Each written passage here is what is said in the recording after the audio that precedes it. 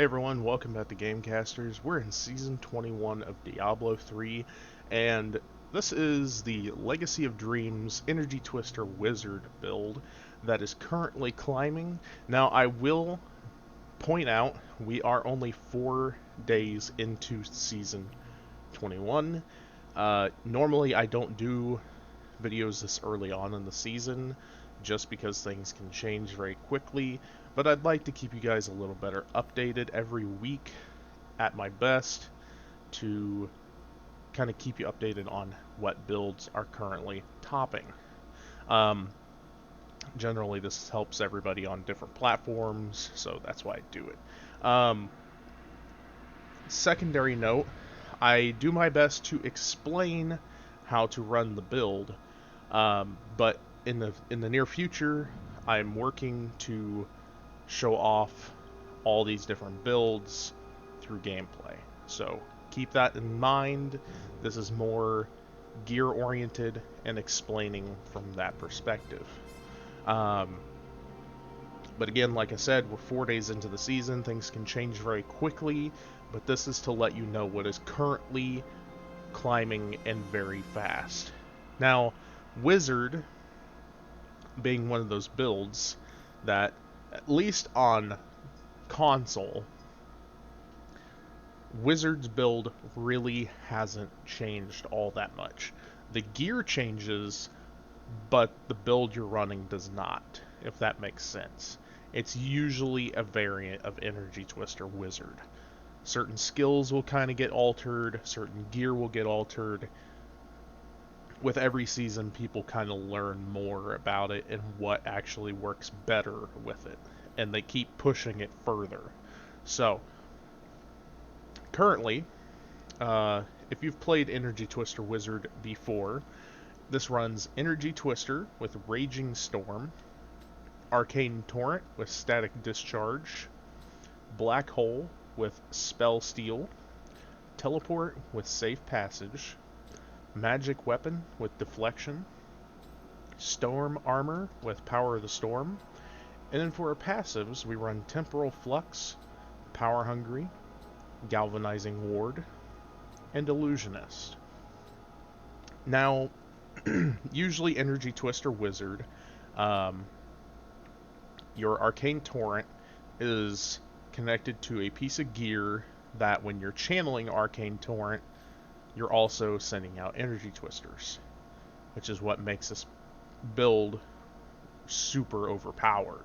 It's a glass cannon. It does ridiculous amounts of damage, and it emphasizes that very clearly. Um, as usual, early on in the build through the season, we see Unity because people are trying to get up there as quickly as possible, kind of setting their name in stone, and then working from there.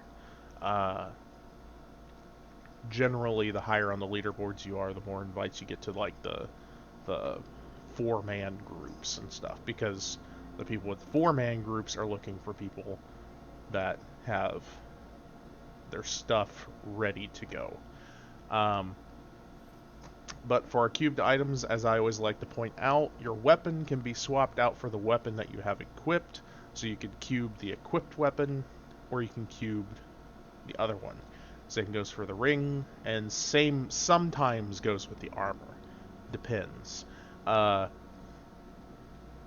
Personally, I can agree with this Unity cubing, but another thing I like to point out is a lot of people will cube the convention of elements due to the fact that it gets its guaranteed max stat, which, when it comes to choosing which gear you cube, pick the worst one out of the two that you have, because when you loot one, the one you have equipped is going to have the stats that it has on its stat block.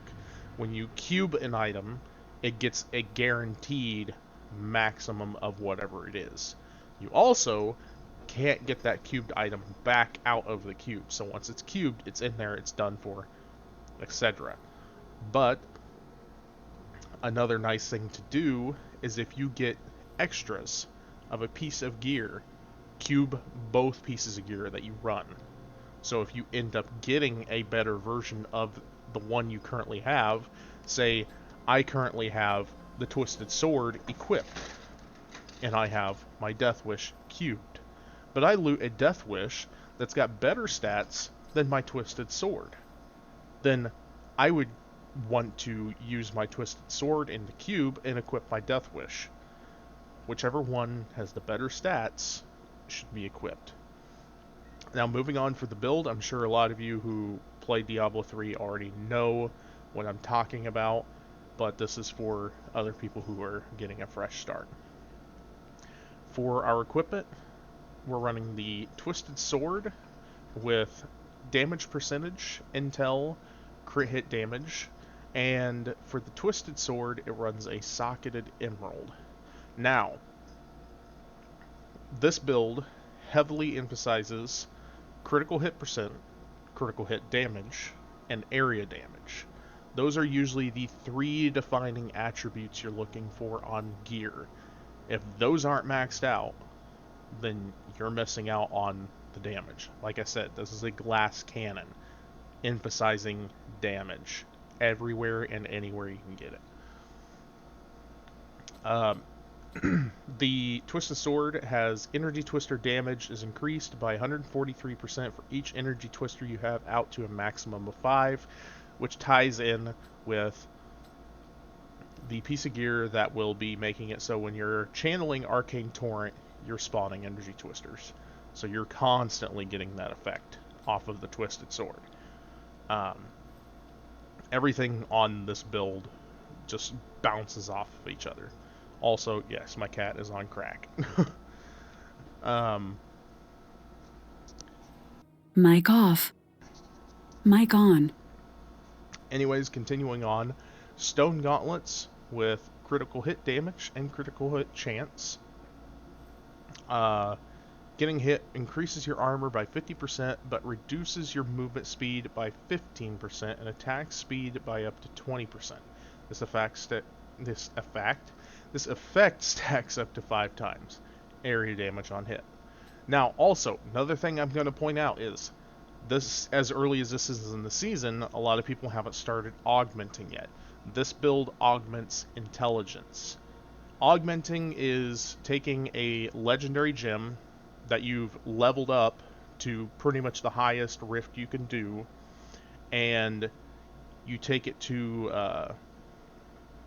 the cube, take it to Kanai, whatever, and you augment the piece of gear you have equipped. Now, I believe the item has to be ancient? I'm not entirely sure. I can't remember.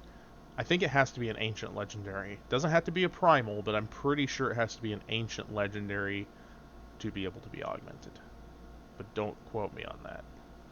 I might just be big dumb right now. There's certain things I forget as time goes on. I look at so many builds and play so much of this game that some of it just kind of fades into the nether. Mantle of Channeling. While channeling Siphon, Blood, Whirlwind, Rapid Fire Strafe, Tempest Rust, Fire Bats, Arcane Torrent, Disintegrate, or Ray of Frost, for at least 1 second, you deal 25% increased damage and take 25% reduced damage. Area damage on hit, as I said. For the chest piece, we run Topaz. This is Aquila Curus. While above 93% primary resource, all damage taken is reduced by 50%. Currently running Pride's Fall. That actually makes sense. See, I've not actually seen this one ran, I don't think. Pride's Fall with a Topaz in it.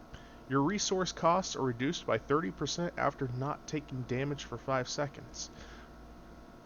Now, generally, you use Arcane Torrent to get the twisters out. But I have noticed from playing this build, if you manually send out the energy twisters, they do a little bit more damage. This might be a change we could see this season. Also, the item can get energy twister damage on it. And then with the Topaz in there, we're getting resource cost reduction by 12.5%. This person might be onto something here. That or I'm just big dumb and I've never actually seen this variant. Correct me in the comments. Like, let me know. I don't know everything about Diablo. I do my best to help everybody else out, but I'm also not the all-knowing oracle of Diablo 3.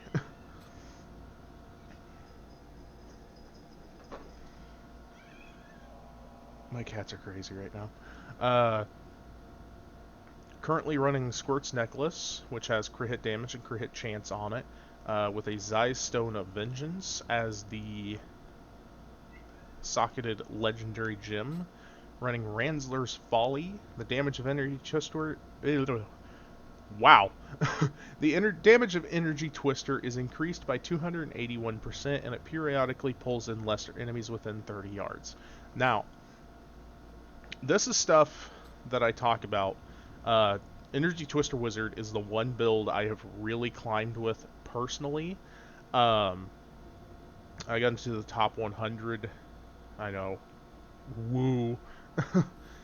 Energy Twister is so easy to climb with. Like, if you can get the build down, it's really one of the easiest ones to really get up there with. But having played this, so the way I ran, excuse me, the way I ran Energy Twister Wizard was, okay, so your twisters can pull in enemies into a pile as long as they can be pulled. So generally minions. So when you're running through rifts, you're looking for highly populated rifts. A lot of your GR advancement comes off of minions. If you get a rift that is not very well populated, and or it's mostly elites, you're better off just dropping the rift and going into another one. I'm not saying you should only get elites, but your damage is increased by how many enemies you're hitting at once with the twister. So you want elites that are surrounded by packs. You want to hit the elite while the minions are around him, suck all those minions into him, and then just absolutely hammer him with all your damage. Uh, which generally you would want to fishbowl, which is running around the area, getting all the enemies kind of grouped up in one area, and you can only do this so much. Like, you don't want to go across the whole map and try to pull them all together, because I guarantee you're going to lose some along the way, and that's a big time burner, trying to collect up all those ones you missed or anything like that. But try to run them around, so when you do use the energy twister to pull them all together, that they all get pulled in, and try to focus them on to elites or legendaries or whatever. Uh, or I should say blue elites or yellow elites, to simplify. Um,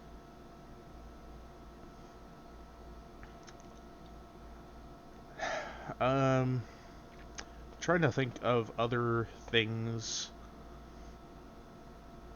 to describe about the build. Convention of Elements is a huge factor for it. You're looking for that arcane damage proc uh, quite often. That's another thing. Try to get that proc to pop when you're going after elites. That's a huge bonus. Constantly keep Nephilim orbs up, which is the double damage orbs. Those really help. And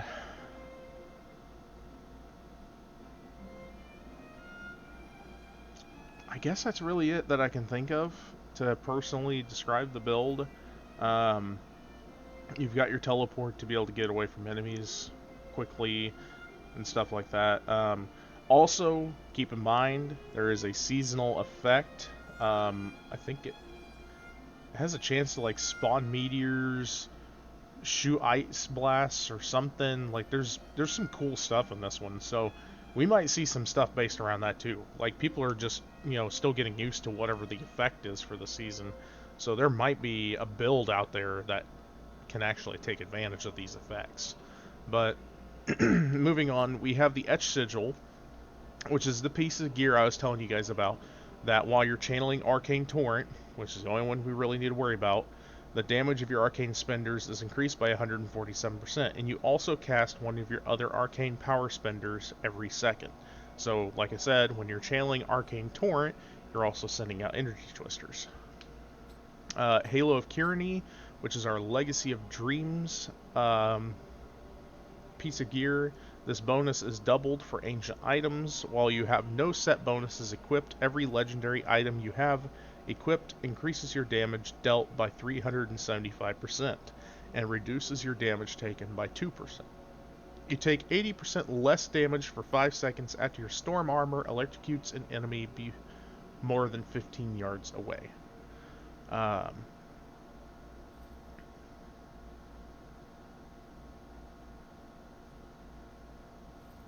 The less damage part is from Halo Tyranny, I believe. And then the Legacy of Dreams is... Yeah, Legacy of Dreams is a legendary gem. I had to remember that. My brain went dead for a moment. Don't kill me for that.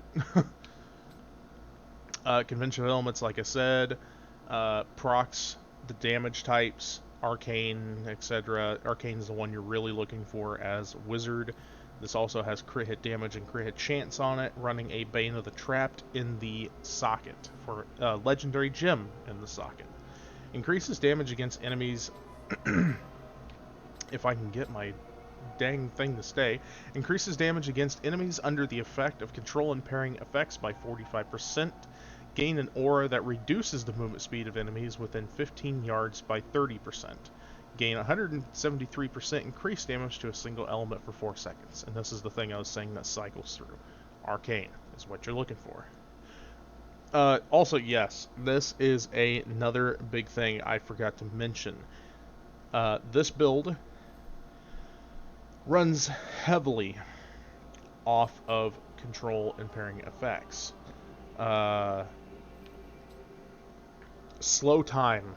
Slow time is normally the skill that runs instead of black hole. I'm not sure what's going on here. If the person who is running this build can contact me, that would be great. Or I might reach out to you. But I'm curious as to the way you're running this. I'm not hating on it. I do see the reason that they are to an extent. There's still things I have questions about. I like questions. And I like getting answers to questions. Ice Climbers, I'm guessing for the energy twister damage, and you gain immunity to freeze and immobilizing effects, which is nice. Swampland Waiters, as usual with Topaz in them, you get arcane skill damage off of them. The effect is Witch Doctor only, but these are one of the few rare pants that actually get a damage modifier on them. So that's a potential 20% that you can get off of those. And finally, Herdbrash's Binding, which reduces the arcane power cost of Arcane Torrent, Disintegrate, and Ray of Frost, which the main one you're worrying about is arcane power cost. Yeah,